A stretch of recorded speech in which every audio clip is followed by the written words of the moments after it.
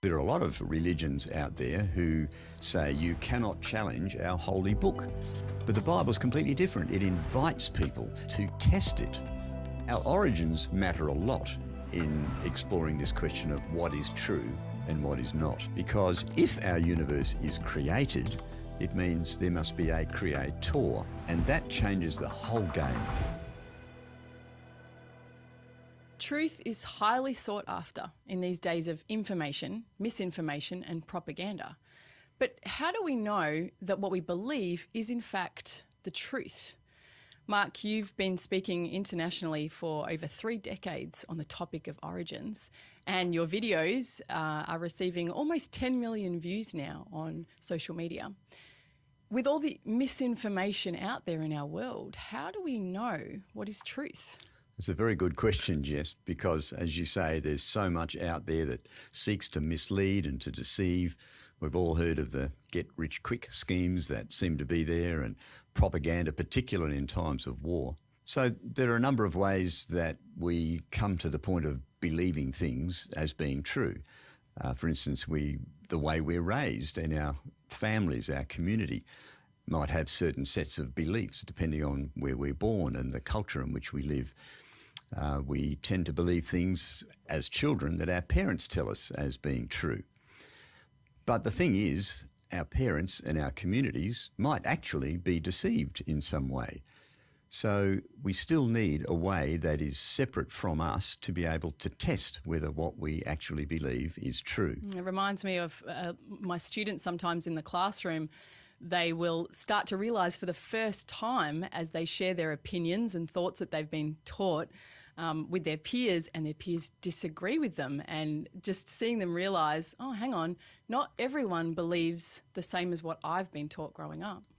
Yes, that's right. That's right. So how do we figure out what's true? And there's a very common view that says what I perceive is therefore true.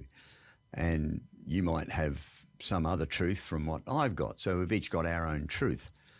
But the problem with that is that there's no reference point, and if you believe something different from what I believe, there could be conflict. So clearly one or other of us must be wrong. So this is a view called postmodernism. But postmodernism is actually self-refuting, because basically what it says is there's no such thing as absolute truth. But that is an absolute truth claim. So they've just refuted themselves. Exactly, yeah. Let's explain that one again. So they'll say absolute truth. They'll say that whatever I believe is true, and there cannot be absolute truth. So truth becomes relative. So what I believe is true, what you believe is true. Unfortunately, we might believe contrary things, so that immediately creates a problem. I mean, think of it. You could imagine and be totally convinced that you could fly. And so you can get on the top of a high building and leap off, but gravity will very quickly remind you that your perception of truth was not true. So there is absolute truth out there, and the postmodernist rejects that idea. But that, you see, is kind of an absolute truth claim that the postmodernist makes. So it's actually self-refuting. A good definition, I think, is something that conforms with reality. Now, that's fine, but how do we determine reality? And in our culture today, most people would say, well, science determines reality because we make observations in the world around us, and you can repeat those observations, and those things are irrefutable. So is that truth? So science, you would think, therefore, will give us truth. But herein lies a problem, because when we make observations in the world around us, we actually interpret the observations in accordance with what we already believe about the physical world around us. Kind of like a worldview or a bias? Absolutely, absolutely. It's in fact a worldview. It's exactly the right word. So we have a set of glasses, if you will, that we look at. We look at the world through, like these, and we perceive things in accordance with our glasses, or if you like, our mindset, our worldview. For instance, when we consider the whole question of how did we get here, what are our origins, there's a very prevalent worldview in our culture that says we all got here through naturalistic random processes over billions of years. And what it seeks to do is actually to say, well, there's really no God. So it's kind of, if you like, an atheistic worldview. But it masquerades as science, and it's called evolution. So really all it's trying to do is to get rid of God out of our thinking. So that influences how people see the world. They look at mountains, they look at rocks, and they see, oh, it's billions of years old. But that is a worldview perception. Now, some people, myself included, look at the world very differently. We see that there is a creator God who has brought everything into being through the power of his will and his word. So what I see when I look at the world is a created universe. And that's a completely different worldview, so I interpret the evidence in a different way. So with those biblical glasses on, what would you say the Bible says about truth then? Well, the Bible claims to be truth. And some people say, yes, but that's a self-testimony, so, I mean, you can't believe that. But if indeed it is the truth, then it's a perfectly reasonable thing for the Bible to claim. So the best response really is to test it and to see if in fact the Bible is true. Does it pass tests? You know, the Christian faith really rests on the truth claims of the Bible.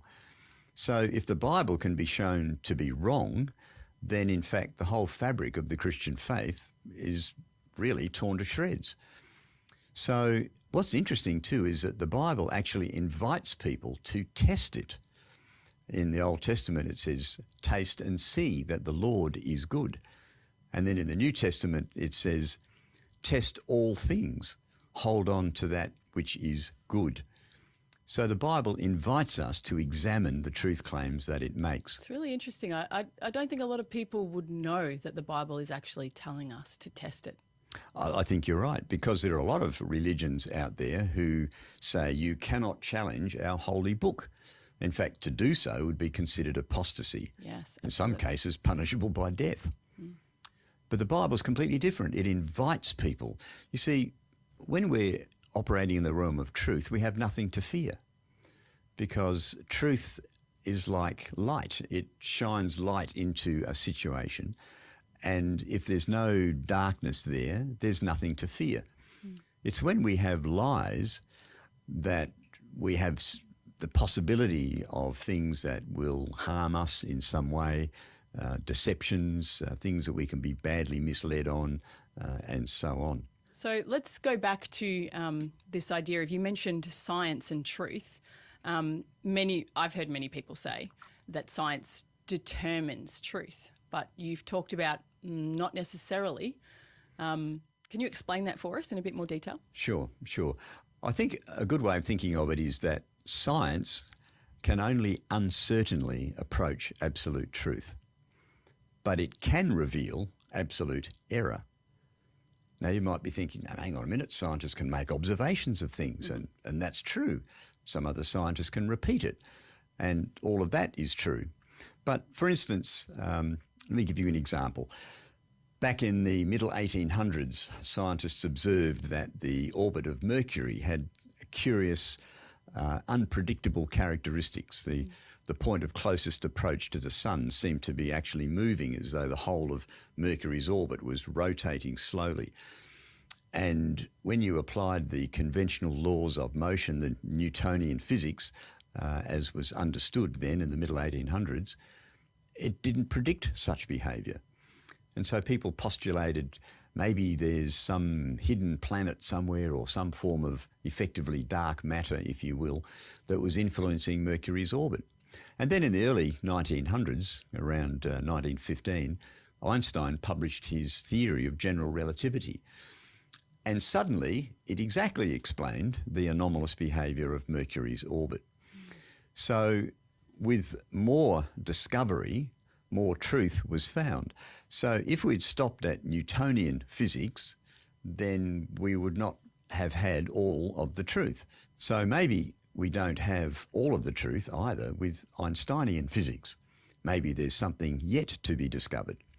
So can you see that science only uncertainly approaches absolute truth? It could be, just could be, that tomorrow someone will conduct an experiment that will cause us to have to abandon our cherished theories or modify them substantially through some new discovery. Because we then might understand more about something than we did. Absolutely. That's right. That's right.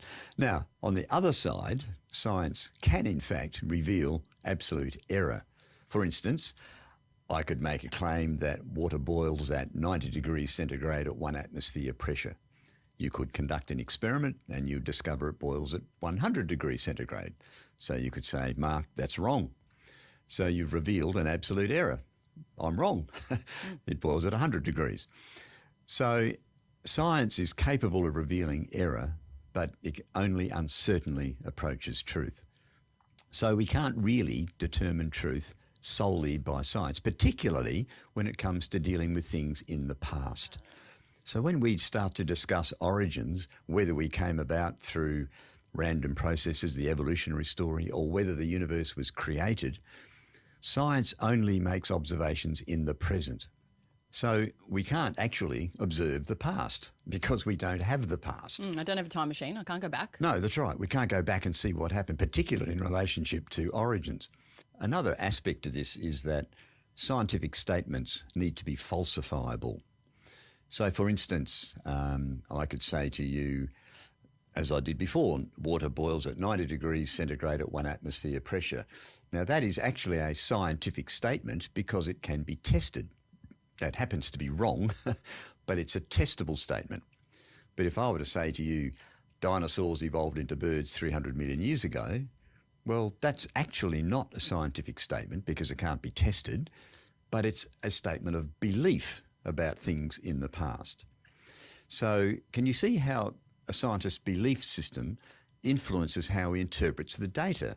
So he looks at some fossils and he sees fossils of dinosaur, fossils of birds, and then he says, oh, dinosaurs maybe evolved into birds. So, but that's an expression of belief. It's actually not a scientific statement It's not at what all. he's observed. No, it's not what he's observed. That's exactly right. So science is limited to repeatable observations. So it's therefore limited in its capacity to reveal truth. Now, our origins matter a lot in exploring this question of what is true and what is not. Because if our universe is created, it means there must be a creator. And that changes the whole game. Because now you and I and everybody viewing this video have been made. There is a creator God. And if there's a creator God, that probably means we will one day confront that God and perhaps be called to give an account of how we've lived our lives. There's and implications here, isn't there? that's right. There are moral implications. And this God reveals something of his characteristics in the creation around us. Now, just to reinforce this point, though, this is not something that people like myself have invented, people who believe there's a creator, because even the atheistic scientists recognise that data is interpreted. I'd like to share a quote with you from very famous scientist Stephen Jay Gould, and he was quite open about this, and let me read this quote. He said, "Facts do not speak for themselves. They are read in the light of theory." Now, theory, of course, is what we believe. It's what we've got on the table to discuss. Creative thought in science, as much as in the arts, is the motor of changing opinion. Science is quintessentially a human activity, not a mechanised, robot-like accumulation of objective information leading by laws of logic to inescapable interpretation. But that's the concept people generally have, the scientist in the white lab coat with the clipboard collecting data, and therefore it must mean this, therefore we have found truth. But no, it's very much a human activity, as Stephen Jay Gould points out. It's a really important distinction. So how do we define science then? Well, I think science there are a lot of definitions, but one of the key aspects is that it must depend upon repeatable, observable experiments. That's a key. And because we can't do repeatable experiments on our origins is really outside of the scope of science. You see, science studies repeatable things, but it's history that studies unrepeatable things. So here's an interesting distinction, you see, a distinction often missed. when science makes pronouncements about origins, the scientist and the scientific community are reflecting their beliefs about origins, not scientifically proven facts, their beliefs. So now we come down to the question of, well, what is true? Are their beliefs true? And that now comes down to, I think, the rock bottom point, which is our motivation. What have we chosen to believe? So the secular scientist believes that there is no God, that we have to explain everything in purely natural terms. There is no choice because there's no God. But the biblical creation scientist, such as myself, recognises that there is a God, there is a creator, and most importantly, he's given us an historical record that tells us what actually happened right at the very beginning. And when you read that, it makes a whole raft of difference in everything that we see and understand and how we interpret the evidence. I love talking about this distinction with students because we're obviously presented with one of these worldviews in our textbooks, on the nature shows that are so often on Netflix, etc. We're seeing shows that are saying, here's something happening and this is science, and so it's, say, evolution, and it's fact, and it's couched in a way that it just looks like they're pointing to facts and then proving the worldview, the story of evolution. And to be able to understand, hang on a sec, if we're talking about the past, then we're not talking about things that we observe and that we can prove. It's such an important difference. Absolutely. And to get that difference across is so important. Science, if you like, is all about examining the physical world to discover how it works, to reveal the laws of physics, which we then harness to invent amazing things like mobile phones and computers and all the technical stuff that we have today. But trying to understand our origins is a very different field. It's not the same as examining the world around us right now. Let me give you an example, slightly amusing one, but let's imagine there are 2 fleas in the back of your car, very clever fleas, and these fleas have figured out how the car works just by making observations. They realise that it's got a steering wheel, windscreen wipers, it's got lights, it's got an engine and all this stuff. And they work out a lot of the detail about how the car works. And then one flea says to the other, I wonder how the car came to be. And so they try and explain how the car came to be in terms of the processes that they can observe. The problem is the processes of manufacture are totally different from the processes of operation. For instance, they have no idea about factory lines with computerised robotic welding systems, assembly and production lines, computer-aided design systems, plastic extrusions and test tracks and all the things that go to